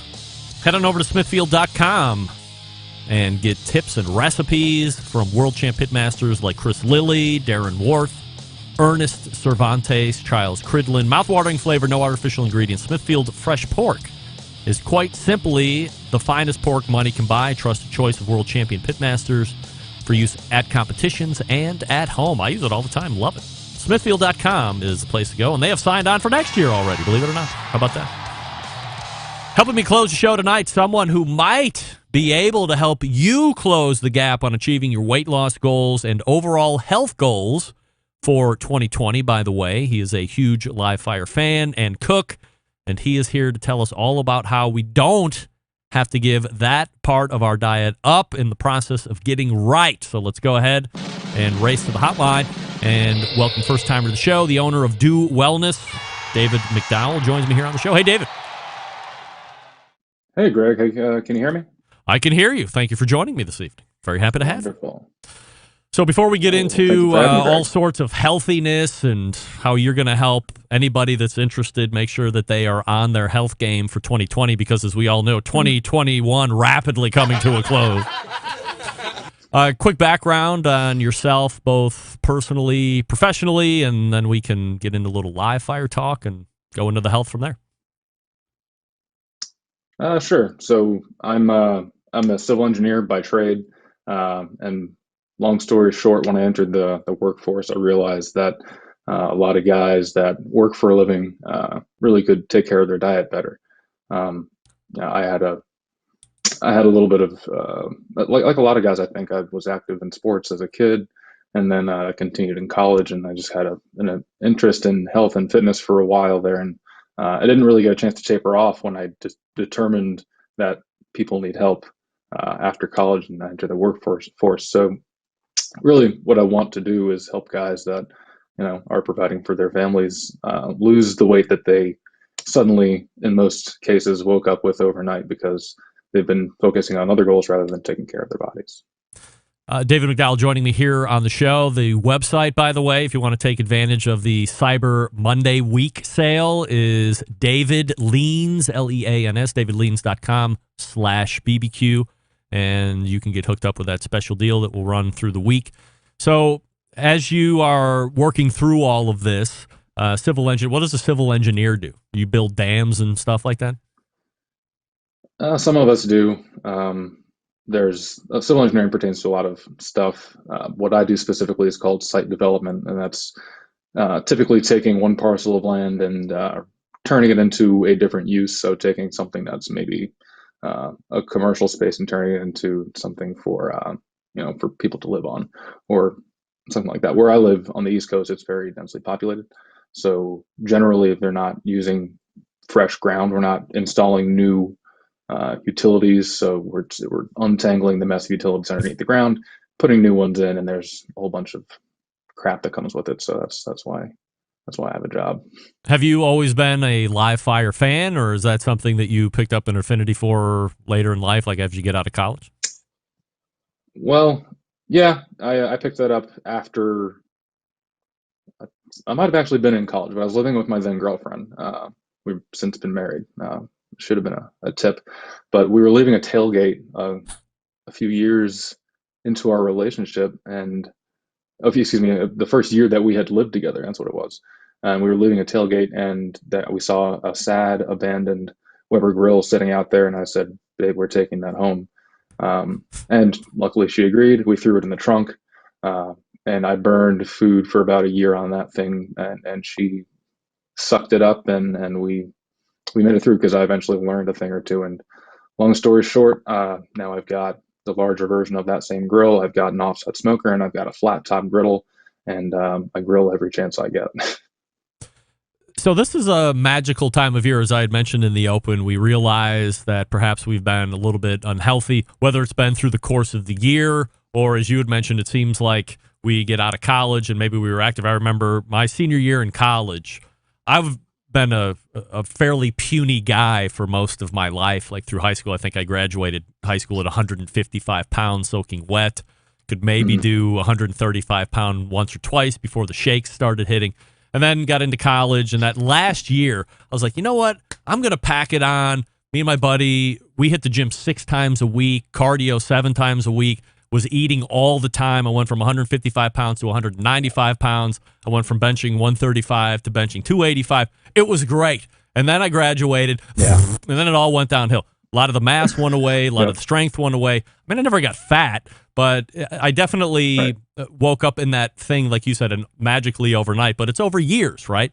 So whether it's been a bad year or whether it has been a number of years that you've been stringing together, the end of the year is always like, we're going to take stock. And maybe I got kids or a wife, and I know I need to be more health conscious, and I need to be more health responsible. But for the vast majority of us, the year turns, maybe you're into something. Maybe it's a P90X or something. There's not really any accountability except to yourself, and you've proven over the years you're not really accountable when you're going to be doing this, and you fail, and then you feel like shit, and then you don't do anything for 9 months until we get to the end of that year you're in, and you're going to do it all over again. So how can we utilize the Do Wellness and the davidleans.com to our advantage? And why does somebody look at going, well, they might say, oh, $2,400 or $2,600, that seems really steep. But I think when you look at it from a different perspective, which you can help us kind of realize that return on investment, it's something you really might want to check out. And what do we get from it? yeah, so all that was pretty much on par with what a lot of guys experience. It sounded like you were doing, your heaviest hitting right around when it was most ideal for any young man to do so. So Right. your body is hyper responsive. Your body's like, yes, your testosterone, give me the exercise, give me the work, give me all of it. Let me give you the fruit of your labor in your physique and in your your general overall health.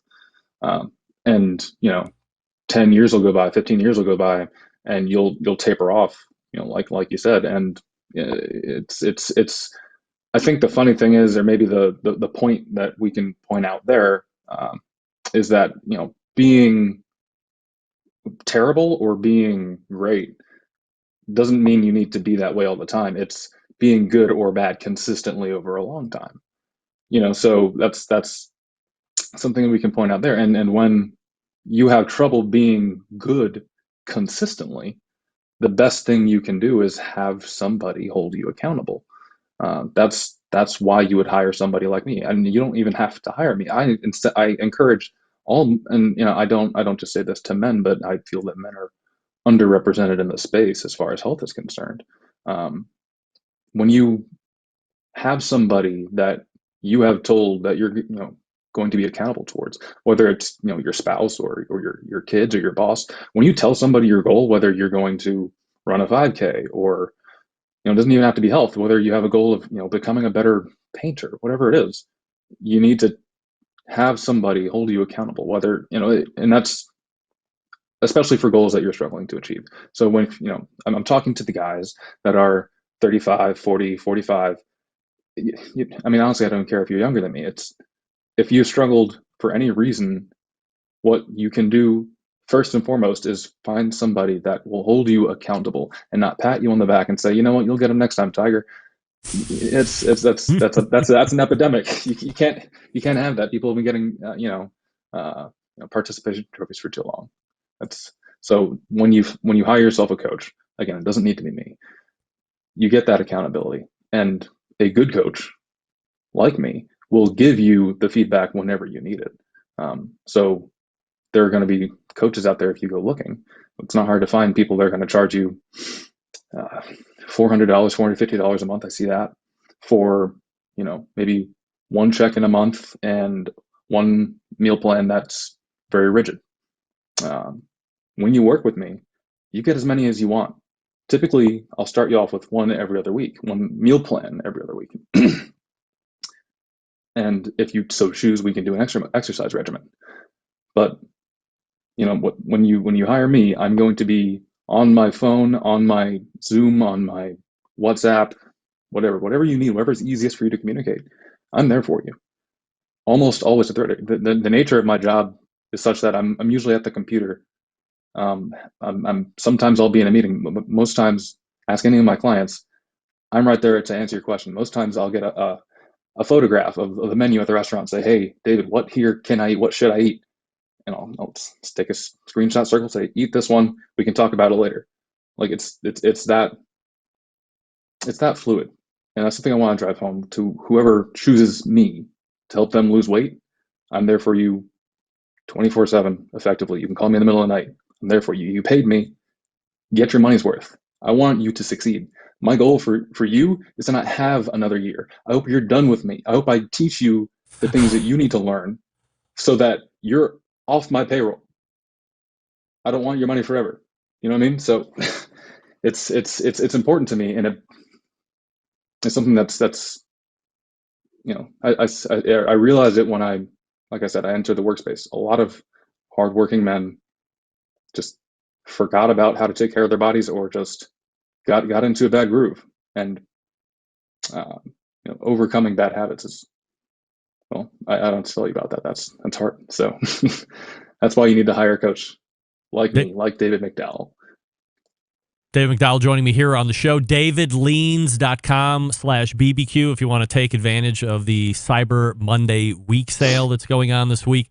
Now, for the folks that are just listening on podcast, they can't see you. I mean, it would be a little weird to have David on the show, and he's kind of fat as well and out of shape, but he's going to be the guy that motivates you. But if you go back and listen or watch the replay, I mean, David's obviously very well put together. You can see those deltoids peeking out. I mean, you're pretty ripped up. So are guys mostly looking for, I want meal plans and recipes and what could I eat, or are they looking for, I want to know how to work out so I can start to shred up a little bit, or maybe in my case try and put a little bit of mass on? What are you finding as you're talking to these guys? I'm finding most frequently guys want to know first and foremost. They want to both. I don't think there's a disparity between wanting to know about diet versus wanting to know about working out, but the enthusiasm is always more about working out. And I will tell everybody till I'm blue in the face, and I'm glad to have this opportunity to tell more people right now. You cannot outwork a shitty diet. You can't do it. I'm sorry. If you're eating bonbons and Cheerios and Oreos and getting McDoubles and slamming IPAs, you're goddamn. I don't need to get into the example, but running a 5K every so often is not going to undo it. And like I said, being great is being good consistently. Being shitty is being bad consistently. So if you fall into this trap of thinking that you can out exercise, CrossFit or whatever it is you're doing to kick your own ass. Kicking your own ass is great from a health perspective if you're doing it safely, but the health benefits very rarely, unless you are Michael goddamn Phelps. And let me tell you, you're not Michael goddamn Phelps. Yeah. You're not going to outwork that shit diet. So guys are always wanting to know about how to work out, but I'm actually working on a course right now that I hope is going to be done by the end of March this coming year that has 2 courses, first of which is diet. Only then can you access the second course, which is about exercise. So I'm happy to share information about both, but if I drive home one thing, it's you got to get the diet straight. Everybody wants 6-pack abs.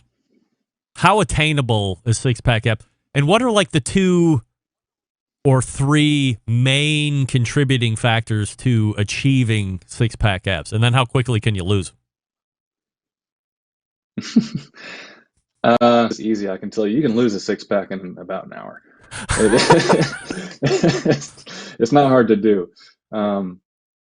Gaining it, depending upon how far you are from it, the number one thing, like it starts with diet. That's kind of a broad, expression, but more filling foods, more fibrous foods, more protein. Thank God we're on a barbecue show. That's what I tell my clients to eat. It's a hell of a lot of chicken and turkey, but believe me, there's steak. You need to eat steak. It's good for your soul. Yeah. But it's. I'm sorry, I've gotten off track there. Where were we going? We were talking about 6-pack abs. Yeah, of course. How could I forget? It's really just diet and water retention. So that can come down to salt and how much salt you've had the past day, the past week, things like that. So a dryness can kind of come and then allow your muscles to pop more in the stomach area, but you got just some kind of resistance work. If your abs aren't popping, it could be because of the way that your body's just put together. A lot of people will forever have a flat stomach when they're very fit, and they will never have the the kind of rocky kind of I guess what people think of when they think of a 6-pack. But lots of people are put together lots of different ways, and you can't guarantee that you're going to have the type of body when you're done from a very muscle insertion standpoint that you would expect. You'll look better, I promise you. It's worth discovering how good you'll look. This is what you need to do. You need to go to davidleans.com right now and check it all out, and then take advantage of the special deal that's going on for the barbecue folks. So that's davidleans.com/BBQ.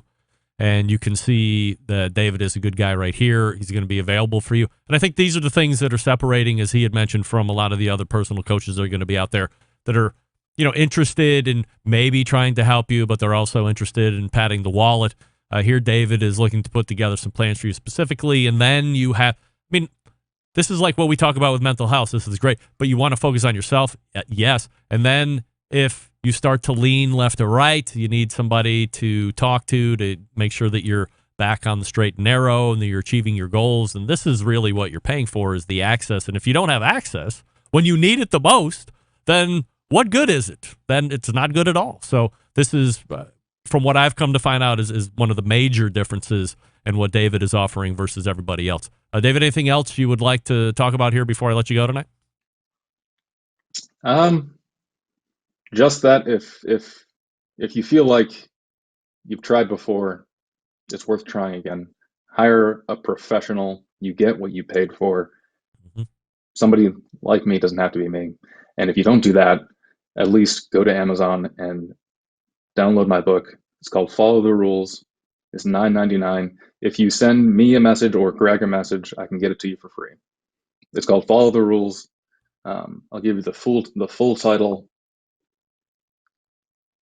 The Guide to Fat Loss Without Changing the Menu. I go over 5 rules in the book, and it's a very short book, fewer than 60 pages.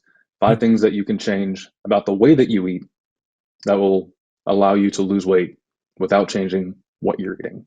So give that some thought, and I look forward to getting the chance to talk to you again, Greg. David, appreciate the time, appreciate the sponsorship of the show, and we will talk to you again soon. Thanks so much. Take care, Greg. Thank you. There he is. David McDowell. Do wellness. Again, davidleans.com/BBQ is the website to go to and check out the deal that you're getting. Again, this is why you're paying, right? You want somebody to hold you accountable. And then when the chips are down, you need somebody that's going to be available to help you get through it, to help you get back on the right track. This is what's separating David from everybody else out there right now. We thank him for being on the show tonight as a guest and for being the newest sponsor to the show. Once again, the website, David Leans, Leans. It's also in the newsletter, davidleans.com/BBQ, and take advantage of that deal. Also, give him a follow on Instagram, @Earls, EARLS, @Earls Cookout. And he's a live fire brother. Come on. This guy's eating grilled food all the time, he says. Let me talk to you quickly about Big Papa Smokers before we run out of here tonight. The one-stop online shop for all things barbecue, a curated selection of only the best outdoor cooking and grilling supplies, will get you on the path to better barbecue results in no time. Everything at Big Papa Smokers has become Pitmaster approved by Sterling Big Papa Ball himself. They have the championship rubs and seasonings, popular flavors like Sweet Money, Cattle Prod, Cash Cow, all proven winners on the competition circuit and in the backyard. 13 perfectly balanced flavors, if you're counting. Also, owners of Granny's Barbecue Sauce. Looking for a new go-to barbecue sauce that will please everybody? Why not try Granny's? And they're selling cookers, of course. Mac 2-star General Pellet Cookers, because they are the exclusive Mac dealer, even offering special packages on the internet. Not a fan of pellet smokers? Try the Old Hickory Ace BP. Big Papa's keeps one on his competition trailer. If you're not sure of what grill you need, call them and ask questions, 877-828-0727, or shop the website, bigpapasmokers.com. That's BIGPOPPA smokers.com. We're back to wrap the show right after this. Stick around. Be right back. Whole packers, full racks, legs and thighs, injecting butts. If you've never heard this before, you might think you found the best XXX show ever. Let's get back to the most homoerotic host out there today, Greg Rempe. And this portion being brought to you by Vortic Watch Company, a small batch custom watch manufacturing and vintage restoration company located in northern Colorado. They take antique American pocket watches and turn them into wrist watches, just like this one. Their mission, preserve and enhance the legacy of manufacturing excellence in America. In order to do that, they combine traditional and cutting-edge technology to create unique quality functional timepieces with exceptional value. And here's the coolest part. Each watch that Vortic makes is unique and one of a kind. Vortic, founded on the motto that America wasn't assembled, it was built. Check out VorticWatches.com for more info. All right, let's go ahead and make tracks out of here. All the way back in the first hour, we had a dope segment with Ann Whippen. Pigpowder.com is her website right now. They're working on AnnWhippenBBQ.com. That should be up here by the end of the year or turn of the beginning of the year. Second hour, Rusty Monson recapping us, or updating us, I should say, on his food trailer and the pitfalls he has run into since being opened and the successes that he has had as well. And we'll talk to him again in about 3 months from now to get the latest update. I thank him for backing up his last interview with the Embedded Correspondents last week.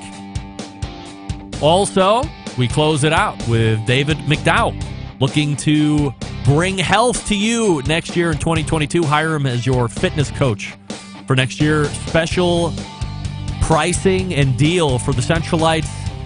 DavidLeans.com/BBQ. That's DavidLeans.com/BBQ. Take advantage of that special offer if you're looking to make a change in 2022. He will do it. Big show planned for you next week. Malcolm Reed is in. Sam the Cooking Guy is in, plus more. So how do I leave you? September 11th, 2001. I will never forget. Until next Tuesday at 9 p.m. Eastern. This is your program host and proud U.S. American, Greg Rempe. Good night now.